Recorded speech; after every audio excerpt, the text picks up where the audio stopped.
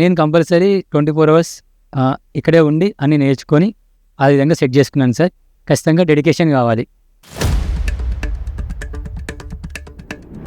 మా ఫాదర్ వాళ్ళు ఆల్రెడీ ఇదే బిజినెస్లో ఉన్నారు. అక్కడికి వెళ్ళి మేము విలేజ్లో ఉండేవాళ్ళం అంతకుముందు.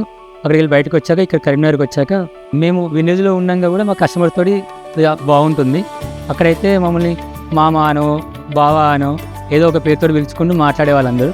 నేను 5th క్లాస్లో ఉండగానే మా ఇంట్లో వాళ్ళు నాకు ఏదో ఒక పని చెప్పేవాళ్ళు. ఆ విధంగా అలవాటైపోయిందండి.